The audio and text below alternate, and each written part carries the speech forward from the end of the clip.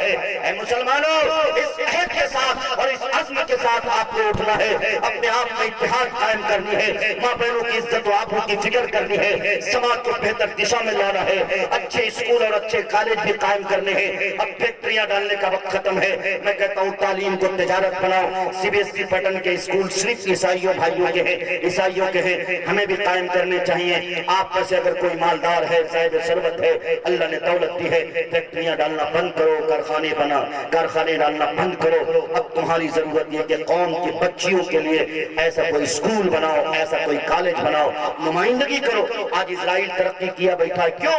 اس لیے کہ تعلیم کے میدان میں یہ قوم بہت آگے بڑھ چکی ہے، سارے پروڈکٹ ان کے، سارے اسلحے ان کے، ساری چیزیں ان کی۔ اس لیے ہم اگر بائیکاٹ کرنا بھی چاہیں گے 100% بائیکاٹ نہیں کر سکتے۔ آپ بھی اپنا پروڈکٹ لانچ کرو، پڑھائی میں آگے بڑھو، بچوں کو انجینئر بناؤ، زیادہ سے زیادہ LLB کراؤ، چونکہ اس وقت وکلا کی ایک بڑی ٹیم اور بڑی تعداد کی ضرورت ہے۔ اپنے بچوں کو LLB کراؤ، آپ اپنے آپ کو LLB کراؤ، اپنے قوم کی بچیوں کو آپ MBBS کراؤ، تاکہ وہ اگر کہیں سے بھی ڈرامہ سینٹر کھولیں گی یا کوئی چھوٹا ہاسپٹل کھولیں گی یا اسی طرح سے اگر الٹرا ساؤنڈ کریں گی، آپ کی بیٹیاں، ہماری بیٹیاں غیروں کے سامنے جاتی ہیں، شرمگاہ کے کپڑے اٹھانے پڑتے ہیں۔ کیا بے حسی ہے، کیا بے حسی ہے، کون اس کا ذمہ دار ہے؟ کیا مالدار لوگوں کے کالر اللہ نہیں پکڑے گا؟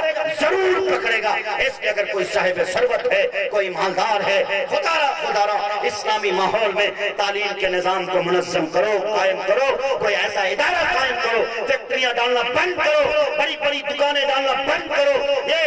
یہ کاکٹ پور کا علاقہ ہے، کاکٹ پور میں نے دیکھا بڑے بڑے تجارت والے لوگ ہیں، بڑی بڑی جائیداد ہیں، بند کرو ان چیزوں کو۔ اب میں آپ سے یہی کہتا ہوں، CBSE پیٹرن کے اسکول بناؤ، جہاں کہیں بھی ہو۔ نیٹ کوالیفائی کیسے بچے ہمارے کریں، اس کے لیے آپ زیادہ سے زیادہ کوچنگ سینٹر کی بنیاد رکھو۔ لڑکیوں کو پردے کے ماحول میں رکھ کر، دینی ماحول میں رکھ کر کیسے ان کو نیٹ کی تیاری کرائی جائے، کیسے ان کو جامعہ کی تیاری کرائی جائے، علی گڑھ کی تیاری کرائی جائے، اس کی طرف ہم سب کو راغب ہونا چاہیے، ہم سب کو فکر مند ہونا چاہیے۔ اگر نہیں جگو گے تو یاد رکھو، پھر جگانے کے لیے یہ ظالم طاقتیں ہمارے سروں پہ مسلط ہیں، یہی پھر جگانے کا کام کریں گے۔ کے ساتھ اللہ ہم سب کو عمل کی توفیق عطا کرے۔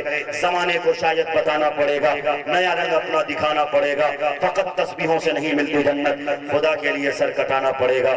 جو تاریکیوں کو جہاں سے مٹا دے، دیا کو ایسا جلانا پڑے گا جہاں پر محبت کا ہو بول بالا، شہر کو ایسا بسانا پڑے گا۔ صراط الذین انعمت علیہم، تمہیں خود کو اس پہ چلانا پڑے گا۔ جو عاصی ہیں، مغضوب ہیں، ضالین، تمہیں خود کو اس سے بچانا پڑے گا۔ وآخر